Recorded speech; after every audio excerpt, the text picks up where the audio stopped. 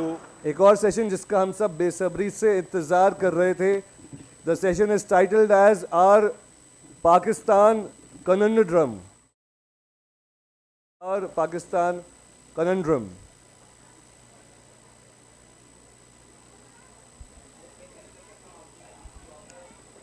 Yes. I would just request everyone जो पास में है उसको खाली रखे प्लीज. Yes, जो भी आपके डिस्कशंस हैं आप बाहर कर सकते हैं. एंड जो सेशन अब होने वाला है और Pakistan conundrum. So I would request all of you to please be settled quickly. पास में खाली कर दीजिए please.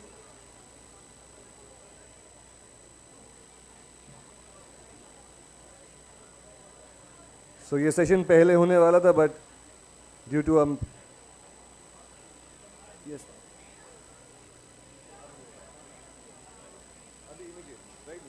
yes it's happening right now. जी हाँ, पाकिस्तान कॉनंड्रम अभी हो रहा है right now. Ma'am, after this one, followed by this one, the Pakistan Conundrum. And for this session, we will be in conversation with Ambassador Sharat Sabharwal ji in conversation with Ambassador Yashvardhan Sinha ji. I hope they are here. I believe they are here. Ambassador Sharat Sabharwal ji and Ambassador Yashvardhan Sinha ji.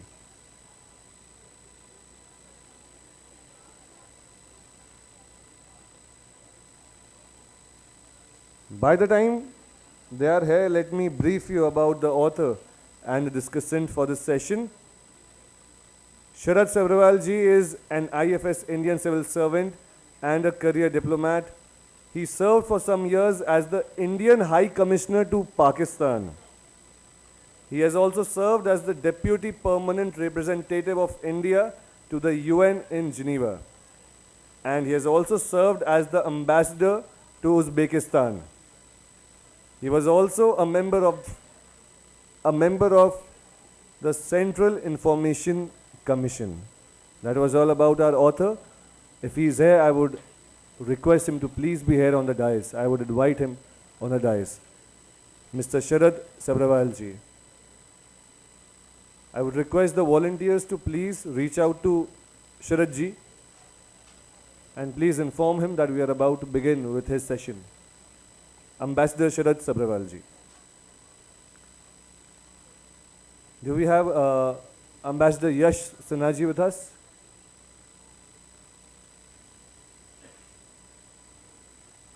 I would again request the volunteers to please reach out to Yash Sinha ji as well. जब तक वो आते हैं उनके बारे में मैं आपको बता देता हूँ. You know that there's this one thing about BLF. Every guest has a prolific, profile. Mr. Yash Sinha is presently the Chief Information Commissioner, Central Information Commission, and is a seasoned diplomat and in a career in diplomacy spanning over 37 years has handled several important assignments at the Ministry of External Affairs, New Delhi, as Deputy Secretary, Joint Secretary and Additional Secretary dealing with Pakistan, Afghanistan and Iran. He was later sworn in as the Chief Information Commissioner by the Honorable President of India on November 7th, 2020 at Rashtrapati Bhavan. I would like to request both the gentlemen to be here. Volunteers, please reach out to our author and discussants. And by then, yes, let us have the quiz questions, everybody. We missed out on quiz questions because of a busy schedule, but let me just, yes. So I think हमने एक सवाल पूछ लिया था और दूसरा सवाल नहीं पूछ पाए थे हम. So, audience, am I audible to you? Yes? Yes? दो लोग ही यस बोल रहे हैं. Am I audible to everyone? Okay, great. So let us have.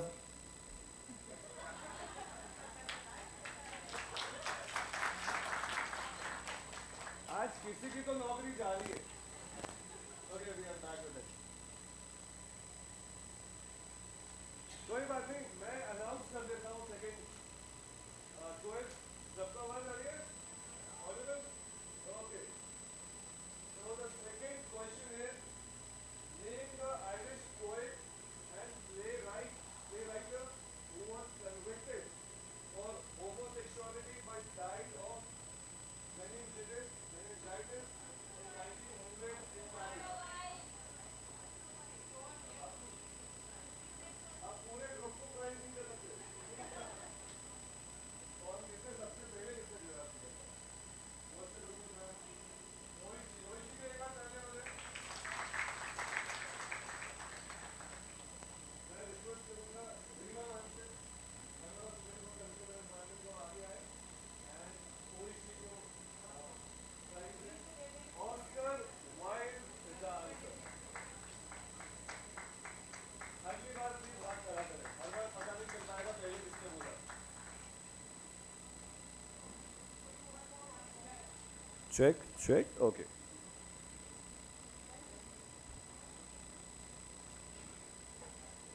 Can we have the screens?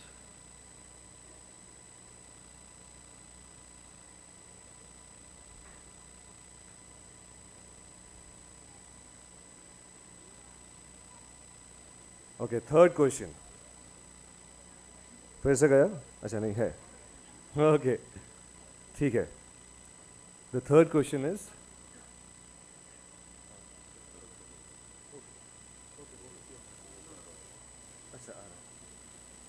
So we have Ambassador Sharat Sabharwal ji with us.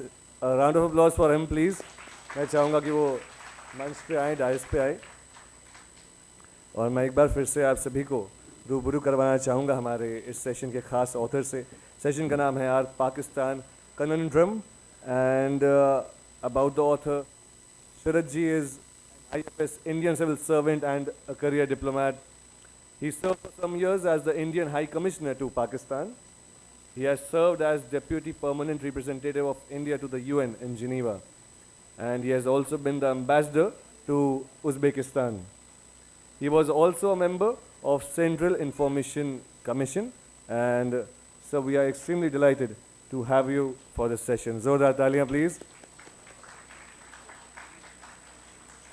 And we are awaiting the presence of Ambassador Yashvardhan ji.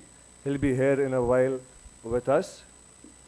And by the time he's here, I would request the audio and visual team to please present the third question on the screen.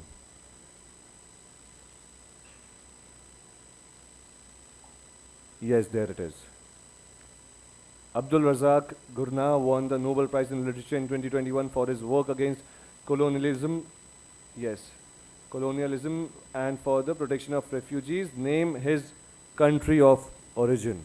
Raise your hand, don't shout the answer. Yes. Bangladesh, no. No. Hand raise कीजिए पहले फिर जवाब दीजिए. Yes, sir. Yes. What's your good name, sir? Huh?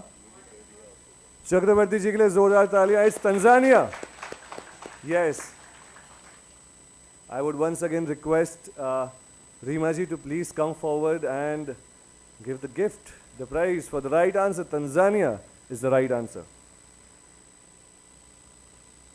We are extremely delighted to have with us on stage Mr. Yash Sinha ji. जोरदार तालियां उनके presence के लिए होनी चाहिए.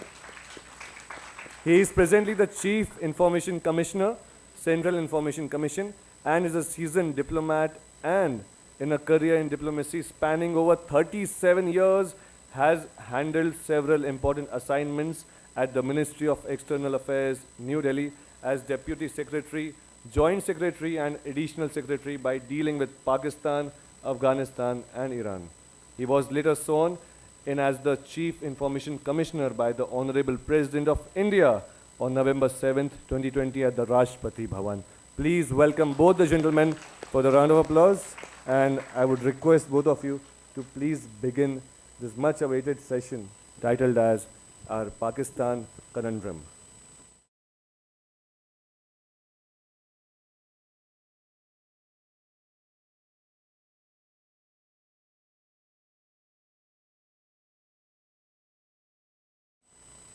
Both of us share something in common apart from Pakistan, is that Ambassador Sabharwal, dealt with the RTI Act, and I continue to deal so.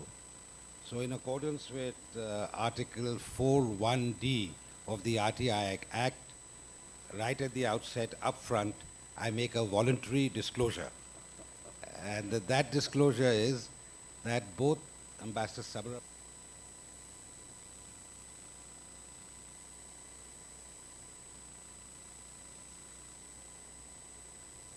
was from July 95 to April, or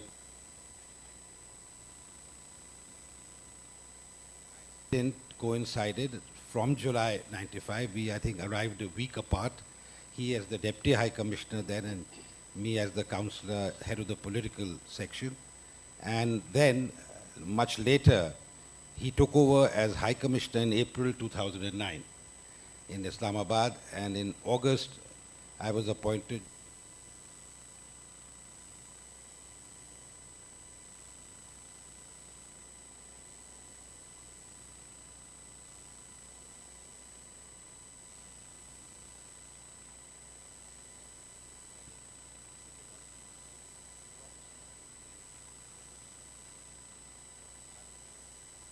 since we are going to be talking about, it's a very interesting book, India's Pakistan Conundrum, Managing a Complex Relationship. This book I would recommend to everyone because it's extremely well written, extremely lucid, and I'll come to that later. But before that, I'd just like to briefly touch upon my first brush with Pakistan. My first brush with Pakistan was when I was 4 years old. I was accompanying my parents on board a ship from Bombay to Liverpool, and the first port of call was Karachi. My father being an army officer, we were disallowed, we were not allowed to disembark. So we stayed on board the ship, the SS Silesia, while the other passengers went and enjoyed seeing the sights in Karachi. Of course, many years later, I did make up. So that was my first brush. The second time was in Bangaon, on the border of what is now Bangladesh, then erstwhile East Pakistan. At that time, my father was commanding a battalion there, Gurkha battalion. So after the war, I went to the border and marveled at what was the other side, the new country of Bangladesh. The third time, I went to Pakistan without a visa. I went to Pakistan on board an Indian Army armed personnel carrier, Chicken's Neck, near Jammu. And I was accompanying my father, was on a trip to J&K. We were in Delhi, and I had the great pleasure of seeing the lights of Sialkot and the Marala Hydel works. So where, of course, after the Shimla agreement, that land was returned to Pakistan. And then, of course, I went in 94 to a foreign secretary level talks, and then in 95, I went there.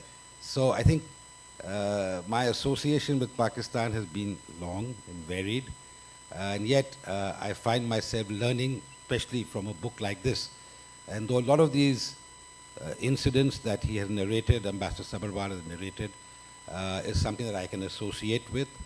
But I think what I will do is perhaps divide this, if it's okay with you. The first part, part one, which he talks in the book, he talks about Pakistan, the internal dynamics. And I would like to choose three aspects, if I may. So I'm just so sorry to interrupt you. An important announcement, because a lot of audiences, people are getting confused. The next session will be by Arundhati.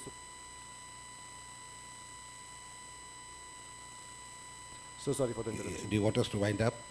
No, we have 30 minutes. 30 minutes. Achha. So the part one of the was on the internal dynamics, and I'm going to concentrate on religious extremism, terrorism, and the not necessarily in that order.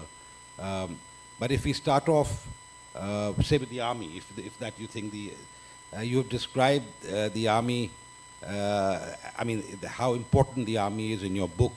And I remember people saying that a country has an army, but the Pakistan army has a country. And I think that's something that you have brought out very clearly in your book. And if I may digress for 1 minute on this topic, in 2011, December 2011, or sorry, 2010, I forget now, 2010, after a very successful visit of President Obama to India, I accompanied our special envoy for AFPAC, the late Ambassador Lamba, to Washington for a series of meetings. It was incidentally the last delegation that met Richard Holbrooke, who died a couple of weeks later.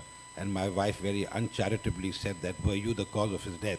And, but anyway, so we were there and we had a meeting, a series of meetings, and I want to bring out the army, the role of the army, the importance of the army by just narrating to you something that happened. I'm sure you'll find that interesting. We were in a meeting at the Pentagon. We had met Admiral Mike Mullen. We'd met Christopher Warren, if I remember correctly, the Deputy Secretary of State, and then we had a meet, and of course we met Hillary Clinton later, but we had a meeting in Pentagon, a structured meeting with the Under-Secretary of Defense, Michel Fournoy. And Ambassador Lamba, in his own inimitable style, he was a guru for a lot of us as far as Pakistan is concerned, brought up the role of the army and how the Americans were pandering to the army and in fact strengthening the army rather than strengthening democracy in Pakistan. And he brought it out and he mentioned this point, and of course the Americans strenuously denied that they do so. And then we had an arrangement, a good cop, bad cop arrangement. So I very innocently sort of took permission of my senior Ambassador Lamba and I asked, can anybody in this room name the Defense Minister of Pakistan? There was a stunned and embarrassed silence.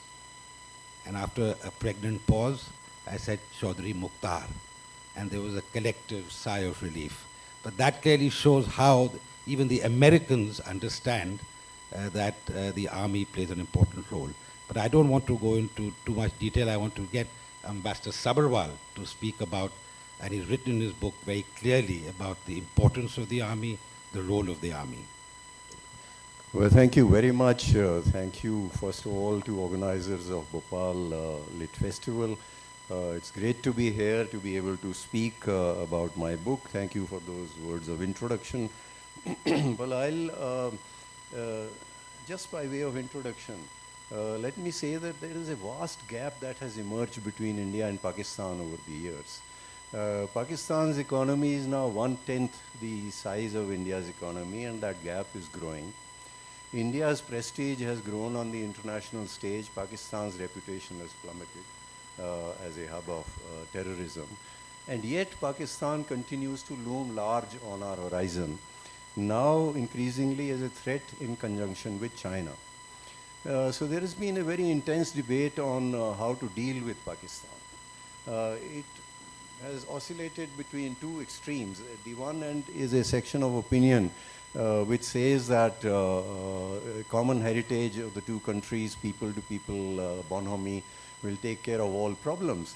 At the other end is a purely militaristic approach, also quite popular at times. And then there are options lying in between. Some misperceptions have crept into that debate because of our justified anger at Pakistan's conduct over the years. You think of something in anger, at times you can reach some wrong conclusions. The circumstances of creation of Pakistan continue to cast a shadow over the relationship. So I have tried in my book to examine, do a comprehensive examination of this relationship in the backdrop that I just mentioned. Part one, as you rightly said, deals with the nature of the Pakistani state. Why is it a dysfunctional state? And I examine at some length 4 factors. I'll come to the army bit in a little bit. One is civil-military imbalance, then rampant religious extremism and their ready access to lethal weapons. Third is serious ethnic fault lines. Fourth, of course, is Pakistan's tendency to live beyond, far beyond its means. That means frequent economic breakdowns, and they are becoming more and more frequent, you know. But that's another issue we could perhaps discuss. Now, army came to dominate in Pakistan fairly early in its history. First of all, politically, you know, Pakistan, we took how long? From 1947 to 1950. 1949 November to adopt our constitution. For Pakistan, it took 9 years because they were trying to deny the weightage that was due in the political system to Eastern Pakistan, which had homogeneous population. For various reasons and other factors, the first constitution took 9 years to frame.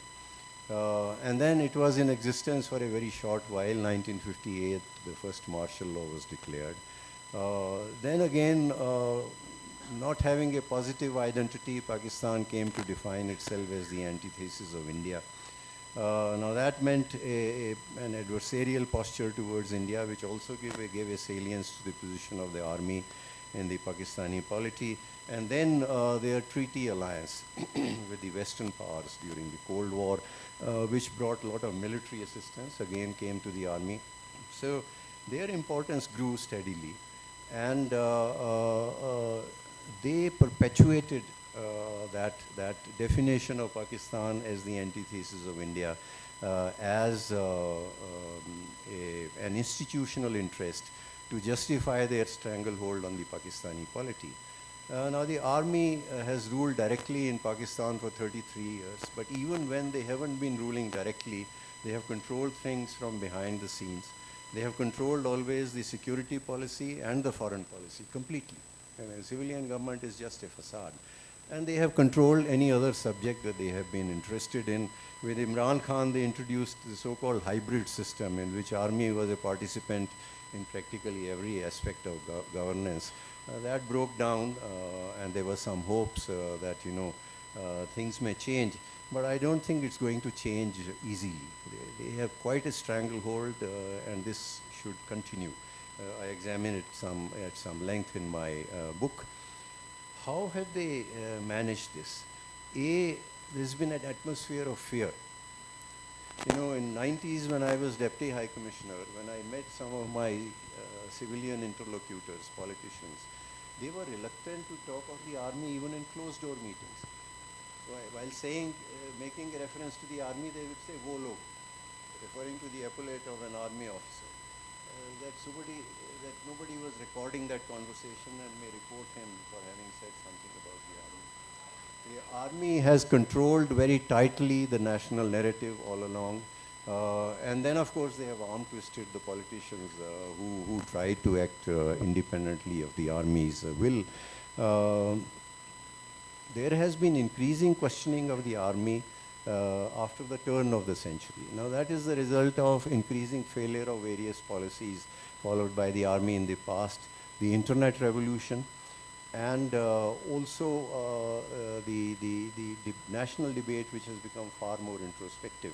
So you saw the manner in which Imran Khan and his followers questioned the army under Bajwa. But that was basically a Bajwa problem. With Bajwa gone, that has been toned down a bit. So the stranglehold remains. I don't think it's going to disappear. There are signs that they have started, under the new chief also, they have started interfering in political affairs and Punjab politics, etc., etc. So that's one pillar, the civil-military imbalance, which is the cause of Pakistan's dysfunction. Thank you. I want to switch, if I may, the paucity of time, to religious extremism. I think ये हमारे लिए सबके लिए महत्व रखता है, क्योंकि दीन या मज़हब के नाम पे कट्टरपंथी जो हम पाकिस्तान में हमने देखा है, जब आप थे, जो मैं था, और आज भी वो बहुत ही ज़्यादा, इट्स वेरी वाइडली प्रेवलेंट. آپ کو یاد ہوگا کہ اس سمے NWF آج کل خیبر پختونخوا کہلاتا ہے وہ پرانت, وہاں پہ 2 مولانا تھے, ان کے سیمینریز JU جماعت علماء اسلامی, ایک F تھا اور ایک S تھا, فضل الرحمان اور سمیع الحق. اور سمیع الحق کو لوگ کہتے تھے کہ وہ مولانا ڈیزل ہیں. مولانا ڈیزل اس لیے کہتے تھے کہ وہ بلیک مارکیٹنگ کرتے تھے, ڈیزل افغانستان کو بیچتے تھے.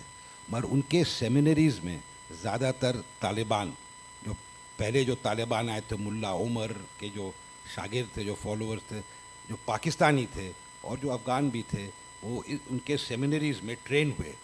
اور پھر وہ ٹرین کر کے, مجھے یاد ہے کہ نصیر الدین بابر تھے ان کے انٹیریئر منسٹر, بینظیر کے انٹیریئر منسٹر. جب 1994 میں انہوں نے ایک شاید کانوائے کو ریلیز کیا تھا کاندہار کے پاس, یا چمن سے جب کراس کر رہا تھا, یہ وار لارڈز نے ضبط کر دیا تھا. تو I think he very proudly stated these are are boys.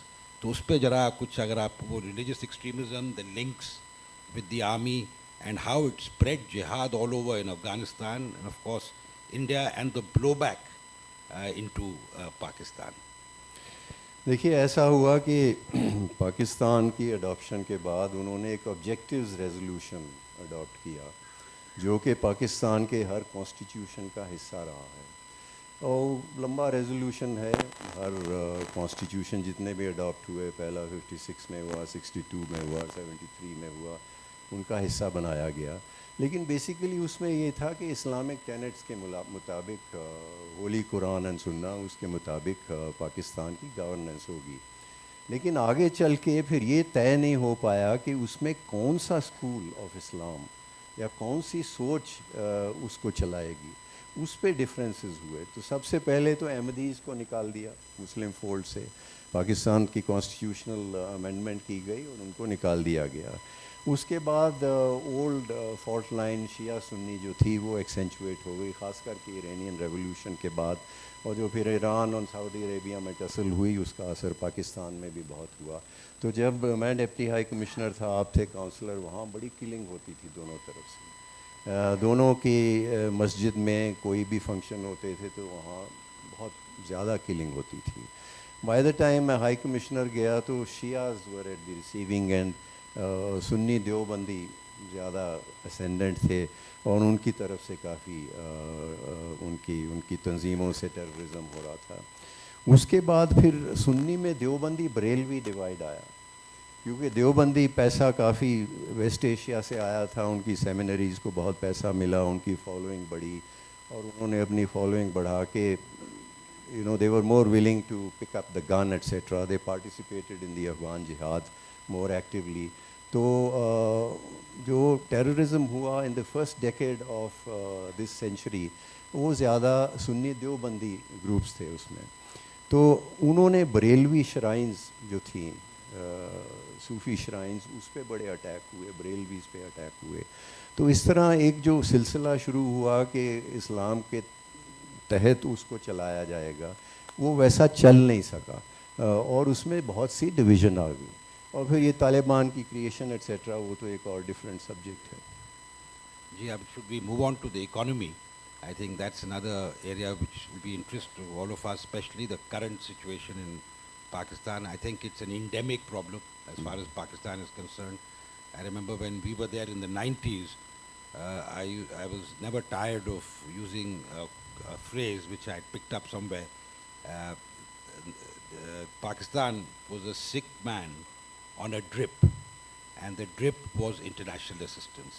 At that time, the US and the Bretton Woods institutions, and now, of course, China and others. So I would like you to, if you could, say something about the state of the economy and the perpetual, it's perpetually under siege, Pakistan, and yet it survives. Whether it is the dole-out from Saudi Arabia, the Gulf, whether it's the United States, the World Bank, the IMF in particular, and of course, United States again is now resuming some assistance, small assistance, small doses, but has begun doing so. Well, you know, I mention in my book that a track 2 delegation of retired officials came from India in 97 to Pakistan. I was acting High Commissioner was away. So before they met their Pakistani counterpart, also retired Pakistani officials, they asked me for a briefing. And a briefing on the Pakistani economy. And I told them in 97 that the revenues were insufficient. They were not collecting enough revenue. They were heavily dependent on debt. A lot of concessions were given to the elite classes, to the landed gentry and so on. And that without external assistance, they could not survive. External sector had always problems. They never had enough foreign exchange, and they were left always with very little foreign exchange reserves, enough for 4 to 6 weeks of imports. That is 27 years ago almost, 25 years ago. 25 years later, the same problems remain in Pakistan. That's because these are structural problems. Unless they deal with those structural problems, and the biggest structural problem is Pakistan's adversarial posture towards India. That imposes unbearable burdens on the Pakistani economy. And I am amazed that at this time when there is a lot of discussion, Pakistan is going through a very difficult economic phase. When there's a lot of discussion, I read a lot of articles in the Pakistani press on what is to be done to improve the economic situation. And they most of them neatly sidestep this issue. The former army chief talked of shift to geoeconomics from geopolitics. But unless they change Pakistan's internal orientation, which is giving a lot of freebies to the elite classes and so on, collecting enough tax, collecting enough revenue, and Pakistan's external orientation, which imposes heavy burdens on the Pakistani economy, I don't think the economy can improve. As you rightly said earlier, a lot of assistance used to come from the West. Now Chinese are slowly taking over that role. They have a difficult situation at the moment because their program with the IMF is in a bit of trouble because they are not fulfilling those conditions. So they are not getting all the money that they were expecting from their bilateral, friends, China, Saudi Arabia, etc. Although UAE has started. They rolled over a loan of $2 billion and they have decided to give another loan of $1 billion. So if you ask me today, I would not put my money on Pakistan not defaulting at some stage. Default doesn't, of course, mean the country will disintegrate. Sri Lanka defaulted, Argentina defaulted many times, Greece defaulted, but it would cause a lot of hardship. But if you ask me for my assessment, I think they will plod along. They'll pull along somehow, getting assistance, and it's a hand-to-mouth existence. But difficult existence, but they've got used to it, and that's how they are living. So they'll continue to be on a drip. I think should we move to the second part of the book, which is the bilateral relationship. And I will weave in there, I think, if you can weave in terrorism, because that's a very important component. It has become an important component of the bilateral engagement. But if I may, bring in J&K and terrorism together, because for them, they seem to be completely obsessed with J&K, and yet you argue in your book that, and it's absolutely correct, that a large population, a large number in Pakistan pay lip service to the Kashmir issue. It's the religious parties, and of course, most importantly, the establishment and the army mainly, that continues to keep this issue alive. And of course, to foster terrorism against India, that is an instrument of state policy as far as they are concerned, a low-cost option, as they no more a low-cost option, especially after Pulwama and Pathankot, etc. But I think if you could, I think you wrote in the book about the LET and how the former Pakistan Foreign Secretary told our Foreign Secretary, Shamshad Ahmed, told Mr. Raghunath, when Mr. Raghunath asked him about the LET, he feigned ignorance. And I think you've written a very interesting point there, if you could touch on that also in the larger context of terrorism, J&K, and a weapon that they use against India. Well, let me put it this way. Speaking briefly on J&K, there is very comprehensive coverage in my book. Because of paucity of time, let me make this just one point. Jammu and Kashmir does not resonate with the Pakistani people as it might have at one stage. Kashmir and the India relationship were not an issue of any consequence in determining the choice of voters in the last 3 Pakistani elections. If you ask a politician to win an election on the plank of Kashmir, he'll not be able to do so in Pakistan. In fact, Nawaz Sharif told me in my farewell call on him in June 2013, he said कि मुझे ये, he used to talk during his rallies about improving relations with India, resolving Kashmir issue, etc. He said मेरे party के लोगों ने कहा कि ये मत कहिए, इससे वोट जाती रहेगी कुछ. तो उसने कहा कि लेकिन मैं कहता रहा और कोई वोट नहीं गई. और थोड़ी देर रुक के he said शायद उसकी वजह से कुछ वोट मेरी तरफ आ गई होगी. तो this is one thing which was quite clear to me when I was in Pakistan.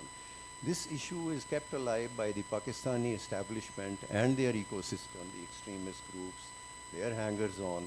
First, as a stick to beat India with. Second, to bleed us in the valley. Now that brings me to terrorism. As I said, my coverage on Kashmir is quite comprehensive, but that's in the book. Terrorism, I make this point in my book also. I think this dialogue versus no dialogue has cornered a lot of attention in our strategic discourse on Pakistan. As if, dialogue is a substantive aspect of the issue and not an instrumentality. Actually, it's an instrumentality of dealing with Pakistan. You use it or you don't use it, that's a different matter. And I begin with a story, with a joke, as he called it, Latifa. तो वाजपेयी जी आए पाकिस्तान में फरवरी 1999. बहुत सी चीज़ें तो पहले ही तय हो चुकी थी, क्या साइन होना एटसेट्रा, डिस्कशन हो गई थी, लेकिन फिर भी प्राइम मिनिस्टर की डेलीगेशन लेवल मीटिंग हुई. तो डेलीगेशन लेवल मीटिंग जब इंट्रोडक्शन हो चुकी, एक्सचेंज ऑफ प्लेजेंट्रीज हो चुकी, तो नवाज शरीफ ने कहा कि वाजपेयी साहब मैं आपको रंजीत सिंह के एक दरबारी का लतीफ़ा सुनाना चाहता हूँ. I remember the expression of Mr. Vajpayee's face was partly amused, partly surprised कि ये क्या. तो he said हाँ सुनाइए. तो नवाज शरीफ ने बोला कि देखिए एक दरबारी था, लालची दरबारी. तो उसने सोचा कि महाराज पैसा निकाला जाए. तो महाराज के पास गया, उसने कहा कि महाराज कल मेरे सपने में अब्बा हजूर आपके आए और उन्होंने कहा कि मेरे बेटे के पास कल जाना, वो 100 अशरफी देगा तुम्हें. तो ठीक है, अब महाराज भी समझ गए कि ये क्या कर रहा है. तो उन्होंने कहा कि कैसा इत्तेफाक है कि अब्बा हुजूर मेरे भी सपने में आए कल, और उन्होंने कहा कि ये आएगा आपके पास, ये 100 अशरफी मांगेगा, ये पैसा चाहता है, अशरफी बिल्कुल नहीं देना, लेकिन जूते से 100 दफ़ा इसको मारना.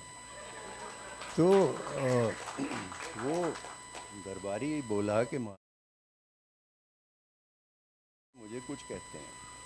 At this he paused. तो हम हैरान थे कि इसका हमारा काम जो है उसके साथ क्या ताल्लुक़ है. तो फिर वो बोले, उन्होंने कहा कि देखिए वाजपेयी साहब, बातचीत हम सीधी कर लें तो अच्छा है, कि अमेरिकनों के थ्रू करेंगे तो आपको एक चीज़ बताएंगे, हमें दूसरी बताएंगे. अब ये मैं यहाँ कह देना चाहता हूँ कि पाकिस्तान, नवाज शरीफ, सभी लोग वो खुद अमेरिका के पीछे भागते थे उस टाइम भी, और अभी भी करते रहते हैं कि आप अब अमेरिका इतना इंटरेस्टेड नहीं है, सिचुएशन चेंज हो गई है, लेकिन उनकी कोशिश हमेशा रही. लेकिन उसमें एक बात जो कही उस लतीफ़े में, वो मैं समझता हूँ सही है कि जब बातचीत नहीं हुई तो गन्स के थ्रू हुई, जब गन्स बहुत लाउड हो गई तो थर्ड कंट्री इंटरवेंशन भी आई, या फिर हमने थर्ड कंट्रीज़ के थ्रू की. As I mention in my book, the Americans have all along leveraged India-Pakistan differences to promote their own interests. So this goes on. Any third country gets involved will first serve its own interest. I wanted to make 2 or 3 more points about, if I have 2 minutes on dialogue, and then we can go into questions. I'm sure there will be 1 or 2 questions. The other thing, of course, is that when I talk of dialogue in my book, I do not talk of that 8-track structured dialogue जो हमारे समय में institute हुआ था, जिसमें जम्मू कश्मीर था, peace and security, Siachen, Sir Creek etcetera, 8 subject थे. Because as explained in my book, that has outlived its utility. In every case we know what can be done,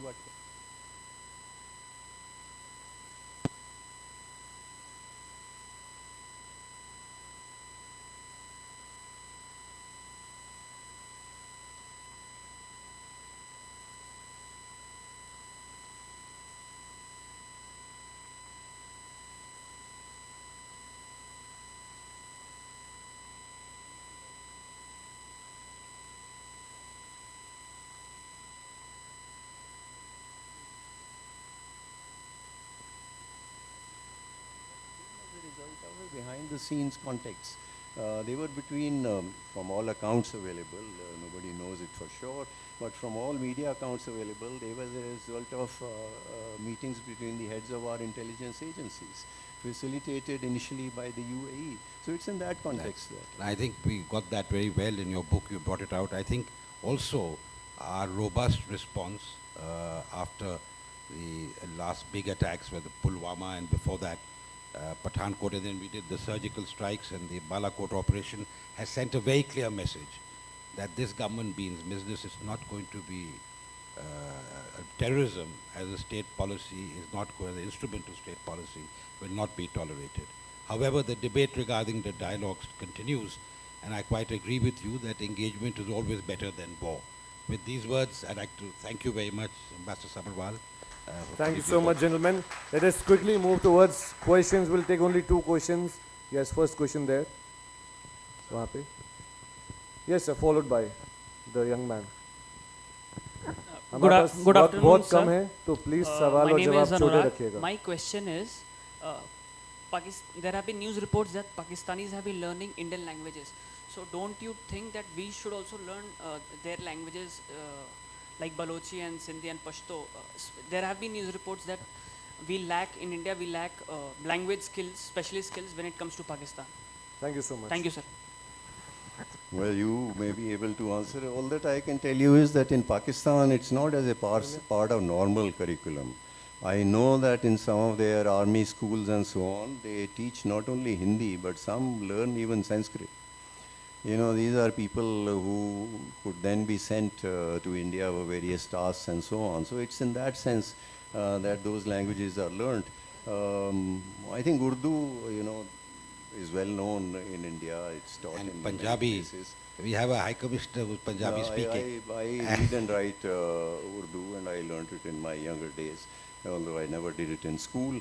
Whether other languages are being taught in some of our institutions, I'm sure they must be, but I think as far as Punjabi is concerned, he didn't tell you about the Ghazal singer. I mention in my book, you know, if you know Punjabi, that opens up a whole The new Ghazal world singer there. mistook him to be the Pakistani Deputy High Commissioner and said things which he was unpalatable, and then of course Yes. the rest that followed. He To know spoke the fluent rest, you need to Punjabi. read the book. Yes, next, last question, please. Sir Pakistan में इतने states with in state हैं, आपको नहीं लगता sir dialogue से कोई result नहीं निकलेगा, क्योंकि वो खुद ही टॉर्पीडो कर देते हैं किसी भी डिस्कशन, देखिए, किसी भी डायलॉग होने में? मैं समझ गया आपका क्वेश्चन. मेरा ब्रॉड कंक्लूजन इस किताब में बताऊं एंड में क्या है कि ये रिलेशनशिप कम्प्लीटली नॉर्मलाइज नहीं हो सकता. तब तक नॉर्मलाइज नहीं हो सकता जब तक कि पाकिस्तान एक नॉर्मल स्टेट नहीं बन जाए. आप अब नॉर्मल स्टेट के साथ रिलेशनशिप कम्प्लीटली नॉर्मलाइज नहीं कर सकते.